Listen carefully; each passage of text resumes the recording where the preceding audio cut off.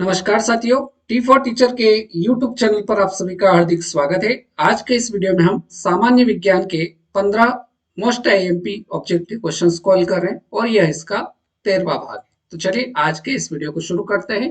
Video शुरू करने से पहले आपसे रिक्वेस्ट है, वीडियो को पूरा देखिए और ये सारे क्वेश्चन आप कॉपी में नोट कर लीजिए, क्योंकि ये सारे प्रश्न सिलेक्टेड क्वेश्चन है, परीक्षा में आए हुए क्वेश्चन है, इसलिए वीडियो को पूरा देखिए। वीडियो पसंद आता है तो वीडियो को लाइक करें, शेयर करें अपने दोस्तों के साथ, और अभी तक आपने यदि चैनल को सब्सक्राइब नहीं किया है तो चैनल को सब्सक्राइब कर लीजिए और घंटी बटन को भी प्रेस कर लीजिए, ताकि नए वीडियो का नोटिफिकेशन आपको मिल सके और आप साइंस की बहुत ही शानदार तैयारी कर सके। चलिए वीडियो शुरू करते हैं। क्वेश्चन नंबर 1 दे रखा है, किए गए कार्य को मापने के लिए किस यंत्र का प्रयोग होता है? किए गए कार्य को मापने के लिए किस यंत्र का प्रयोग होता है? अर्गोमीटर, बी है एनीमोमीटर, सी हाइग्रोमीटर, डी इनमें से कोई नहीं। तो किए गए कार्य को मापने के लिए जिस यंत्र का प्रयोग होता है वो आपका अर्गोमीटर होगा। ए ऑप्शन आपका बिल्कुल सही उत्तर हो जाएगा। अगर बात की जाए कि एनीमोमीटर जो होता है इससे क्या मापे जाती है, तो वायु की तीव्रता काय से नापी जाती है, तो ये मापी जाती है एनीमोमीटर के द्वारा। हाई हाइग्रोमीटर के द्वारा वायुमंडलीय आर्द्रता मापने के लिए किसका प्रयोग किया जाता है? तो वायुमंडलीय आर्द्रता मापने के लिए हाइग्रोमीटर का प्रयोग किया जाता है। राइट। प्रश्न संख्या 2, गैसों का आयतन मापने के लिए किस यंत्र का प्रयोग किया जाता है? गैसों का आयतन मापने के लिए किस यंत्र का प्रयोग होता है? तो यह किया जाता है यूडियोमीटर। ए ऑप्शन आपका बिल्कुल सही उत्तर हो जाएगा। नेक्स्ट क्वेश्चन नंबर 3, रेफ्रिजरेटर में थर्मोस्टेट का मुख्य कार्य क्या होता है? रेफ्रिजरेटर में थर्मोस्टेट का मुख्य कार्य बताना है। ऑप्शन ए तापमान अधिक करना, बी है तापमान कम रखना, सी एक समान तापमान बनाए रखना, डी इनमें से कोई नहीं। तो रेफ्रिजरेटर में थर्मोस्टेट का मुख्य कार्य जो है वो तापमान को एक समान बनाए रखना, ये इसका मुख्य कार्य होता है। तो तीसरे क्वेश्चन का ऑप्शन सी बिल्कुल सही उत्तर हो जाएगा। प्रश्न संख्या 4, प्रश्न नंबर 4 है, धूप के चश्मे का पावर कितना होता है? धूप के चश्मे का पावर कितना होता है? 0 डायोप्टर, 10 डायोप्टर, 20 डायोप्टर या 25 डायोप्टर? तो धूप के चश्मे का जो पावर होता है वो 0 डायोप्टर होता है। ए ऑप्शन हमारा इस क्वेश्चन का एकदम सही उत्तर हो जाएगा। प्रश्न संख्या 5, प्रश्न नंबर 5 है, मृग तृष्णा या मरीचिका किसका उदाहरण है? मृग तृष्णा या मरीचिका किसका उदाहरण है?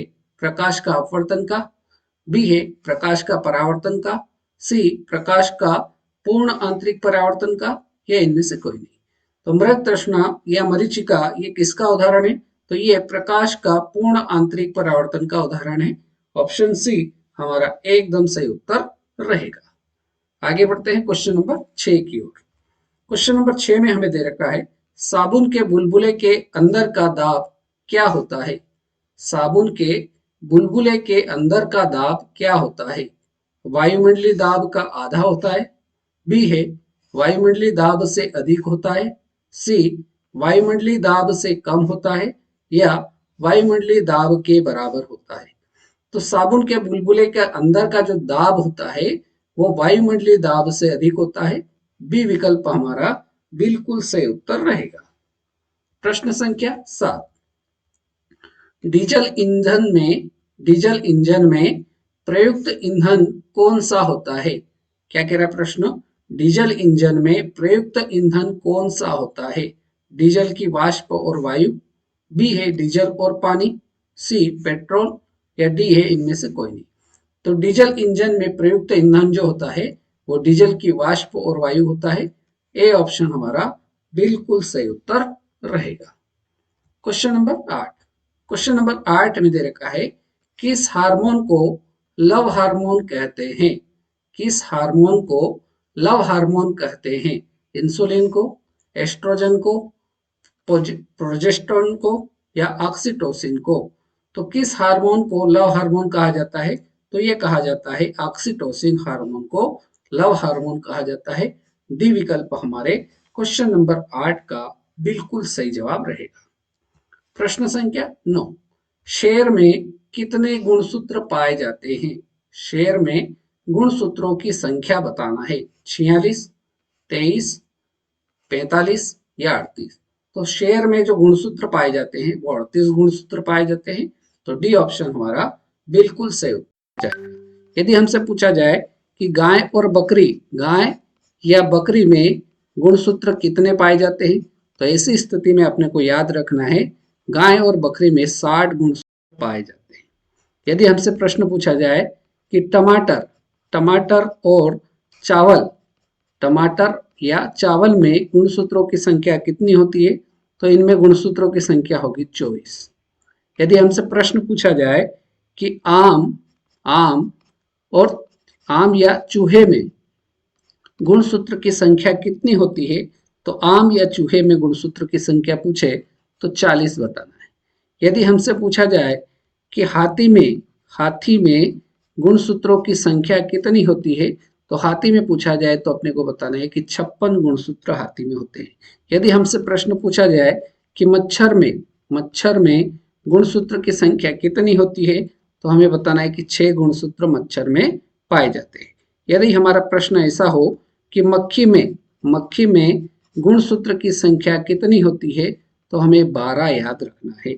हमें अगर पूछा जाए शेर के साथ साथ में किन में 38 गुणसूत्र पाए जाते हैं, तो बिल्ली में भी क्या पाए जाते हैं? 38 गुणसूत्र पाए जाते हैं। शेर में पाए जाते हैं। और टाइगर जो है इसमें भी कितने गुणसूत्र पाए जाते हैं? तो 38 गुणसूत्र इनमें भी पाए जाते हैं। तो ये सारी इंफॉर्मेशन आपको याद रखना है परीक्षा की दृष्टि से। नेक्स्ट क्वेश्चन की ओर बढ़ते हैं। क्वेश्चन नंबर 10, यदि किसी लेंस से अक्षरों का आकार छोटा दिखाई देता है तो वो किस प्रकार का लेंस होगा?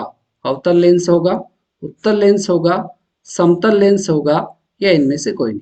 तो यदि किसी लेंस से अक्षरों का जो आकार है वो छोटा दिखाई देता है तो वह किस प्रकार का लेंस हो जाएगा?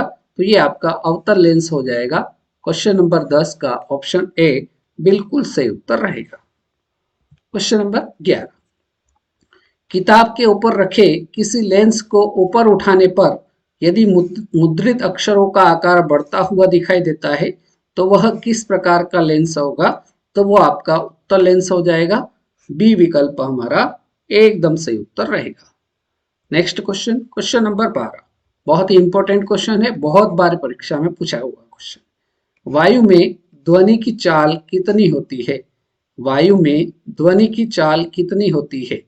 3.8 मीटर प्रति सेकंड, 332 मीटर प्रति सेकंड, 338 मीटर प्रति सेकंड या इनमें से कोई नहीं? तो वायु में ध्वनि की जो चाल होती है वो कितनी होती है? तो ये होती है आपकी 332 मीटर प्रति सेकंड। क्वेश्चन नंबर 12 का ऑप्शन बी एकदम राइट आंसर हो जाएगा। यदि प्रश्न ऐसा पूछा जाए कि वायु में ध्वनि की चाल अधिकतम किस में होती है? वायु में ध्वनि की चाल अधिकतम किस में होती है? तो अधिकतम याद रखना, जो ठोस है, जो सॉलिड है, उसमें ध्वनि की चाल अधिकतम होती है। Right. Next question, question number 13, आवर्त सारणी का कौन सा समूह निष्क्रिय गैस समूह है? आवर्त सारणी का कौन सा समूह निष्क्रिय गैस समूह है? 18वां समूह, शून्य समूह, उपयुक्त दोनों या इनमें से कोई नहीं?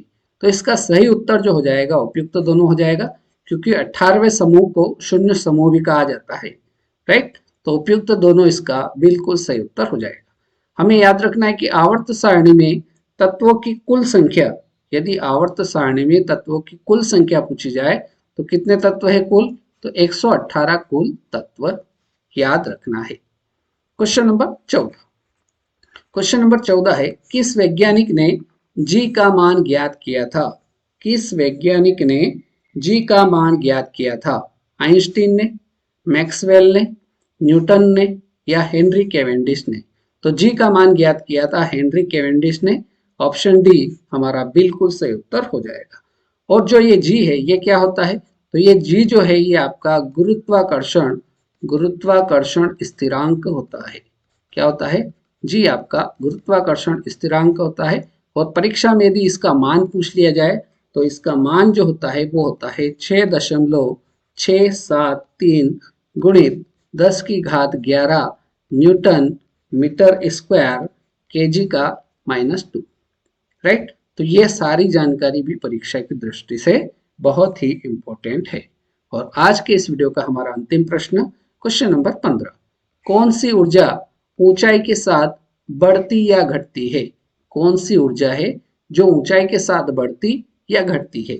गतिज ऊर्जा, स्थितिज ऊर्जा, यांत्रिक ऊर्जा या इनमें से कोई नहीं। तो इनमें से कौन सी ऐसी ऊर्जा है जो ऊंचाई के साथ बढ़ती या घटती रहती है? तो ये आपकी स्थितिज ऊर्जा हो जाएगी। तो ऑप्शन बी जो रहेगा वो हमारे क्वेश्चन नंबर 15 का बिल्कुल सही उत्तर रहेगा। राइट, तो इस प्रकार से आज के इस वीडियो में हमने सामान्य विज्ञान के 15 ऑब्जेक्टिव क्वेश्चन सॉल्व किया और यह इसका 13वां भाग था। उम्मीद करता हूँ सारे प्रश्न आपको समझ में आए होंगे। यदि आपने इसके बाकी पार्ट नहीं देखे तो प्लेलिस्ट में या वीडियो के डिस्क्रिप्शन में प्लेलिस्ट की लिंक दे रखी है, वहां जाकर आप बाकी पार्ट देखकर बहुत ही अच्छी तैयारी अपनी कर सकते हैं। और निश्चित रूप से आप अगर इससे तैयारी करेंगे तो आपको पूरे में से पूरे नंबर मिल जाएंगे। तो आज के इस वीडियो में इतना ही। नेक्स्ट वीडियो में फिर मुलाकात करेंगे नए क्वेश्चंस के साथ। तब तक के लिए जय हिंद, जय भारत।